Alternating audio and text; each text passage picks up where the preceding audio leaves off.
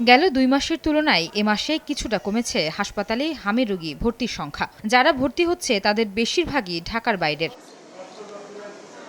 হাসপাতালে ভর্তি থাকা রোগীদের একাংশ ৪ থেকে ৫ বছর বয়সী। শিশুকে ৯ থেকে ১৫ মাসে হামের টিকা দেওয়ার বিষয়ে জানতেন না অনেক অভিভাবক। ছোট ছোট গোড়া উঠছে ৩ দিন ধরে, তো আমরা বুঝতে পারি নাই এটা কি উঠছে। ছোট ছোট লাল গোড়া, ওই দেশে যেমন নুনতি না জানি কি বলে, আমরা ভাবছিলাম ওটা উঠছে। মেডিকেলে নিয়ে গেলে তো ঠান্ডা আর টিকা দেওয়া যাবে না এরকম করতে করতে পিছিয়ে গেছে। যদি দেখে ৩ দিনের ভিতরে ওর কন্ডিশন উন্নতি না হয় তাহলে ভর্তি করতে বলছে। চিকিৎসকরা বলছেন, পরীক্ষা করে দেখা গেছে হামের ভ্যারিয়েন্টে কোনো পরিবর্তন হয়নি, তাই হামের টিকা আগের মতোই কার্যকর। করোনার পর টিকাদান নিয়ে মানুষের মধ্যে এক ধরনের ভীতি তৈরি হলেও তা কাটিয়ে তোলার আহ্বান তাদের। হামের ভাইরাসের কি কোনো রকমের পরিবর্তন হয়েছে কিনা, যার জন্য টিকার কার্যক্রমে বা টিকার এফেক্টিভনেস কমে যাবে কিনা, তো সেরকম কোনো লক্ষণ আমরা পাচ্ছি না। এবং আমাদের জিনোম সিকোয়েন্সিং যে আমাদের ন্যাশনাল ল্যাব আছে, সেখানে জিনোম সিকোয়েন্সিং করে দেখছি না আমাদের কোনো মেজর কোনো পরিবর্তন, ভাইরাসের পরিবর্তন হয়নি।